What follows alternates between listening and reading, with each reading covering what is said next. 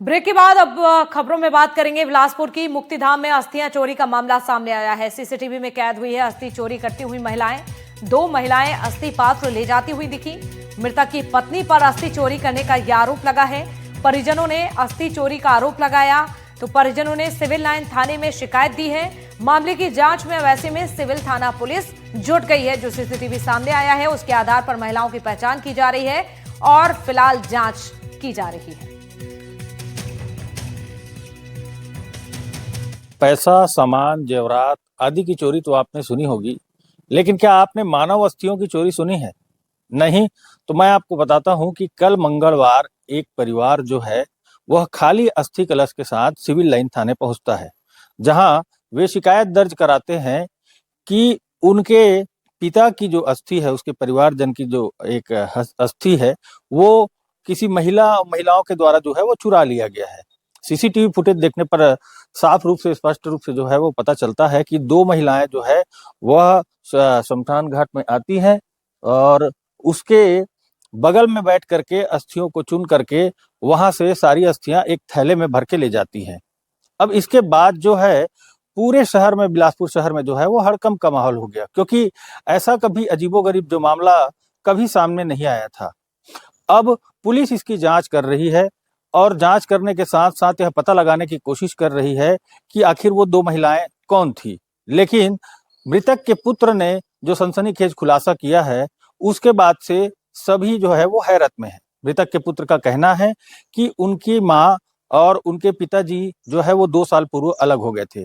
मृतक का नाम है आलोक ठाकरे, जो कि पिछले 2 सालों से अवसादग्रस्त रहा करते थे। साथ ही अगर मैं आपको बता दूं तो इसी अवसाद की वजह से जो है वो उसकी मृत्यु हो गई। मृत्यु के पश्चात जो है उनके पुत्र ने अपनी माँ पर और अपनी बुआ पर ये जघन्य जो है आरोप लगाया है कि इन्हीं दोनों ने मिल करके उनके पिता की अस्थियों को चोरी किया है।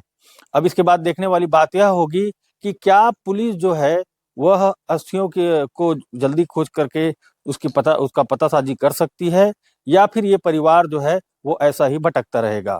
मेरी मम्मी जो 2 साल पहले यहाँ से चले गई थी हम लोग को छोड़ के, वो आज वापिस आ गई। और मेरे पापा का जो कार्यक्रम हुआ था उस दिन नहीं आई, तो उसके दूसरे दिन आई। और एक तो हमारी ज्योति नाम की बुआ है, उनने ना हम लोग से बहुत लड़ाई करके रखा था। उन्हीं ने मेरी मम्मी को भी भगाया था।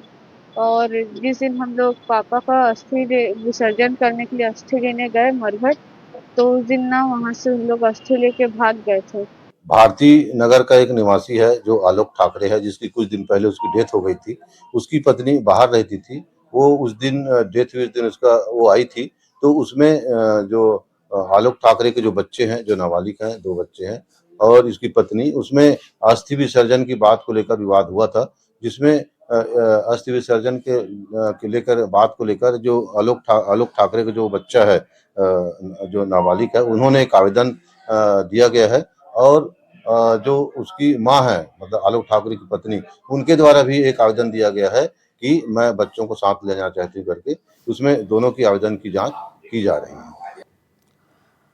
और खबर बैतूल से है। स्कूल वैन को जीप ने टक्कर मार दी, हादसा हुआ। हादसे में एक बच्चे की मौत हो गई है। 11 बच्चे घायल बताए जा रहे हैं। स्कूल वैन का ड्राइवर भी गंभीर रूप से घायल हुआ। घायल 5 बच्चों को बैतूल रेफर किया गया है।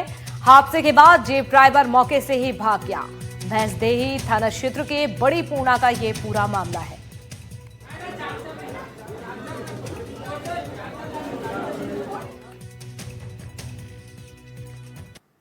और यहां अमरकंटक थाना क्षेत्र में बड़ा सड़क हादसा हो गया है। बता दें आपको, अयोध्या से महासमुंद जा रही एक बोलेरो वाहन अनियंत्रित होकर पलट गई। यह हादसा अमरकंटक थाना क्षेत्र के ग्राम पौड़ी में हुआ है।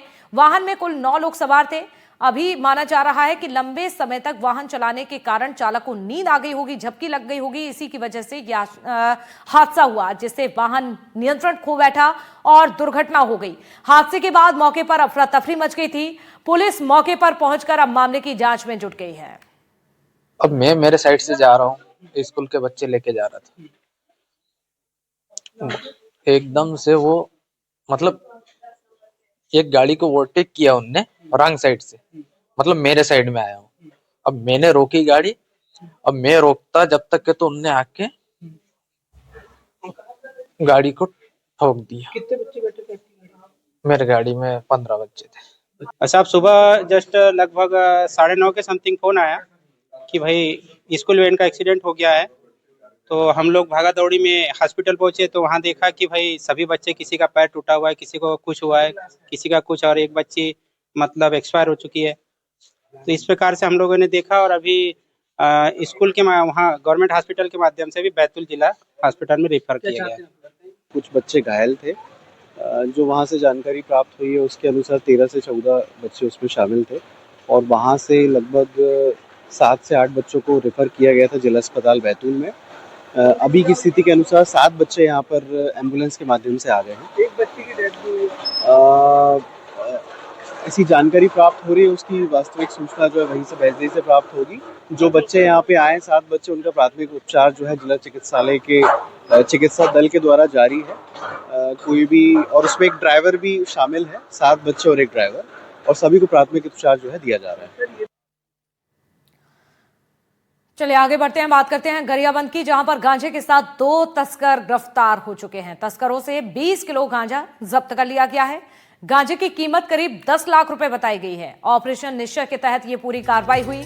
उड़ीसा से गांजा लेकर आ रहे थे तस्कर। राजिम पुलिस ने नाकेबंदी कर, आपको बता दें, कार्रवाई की है।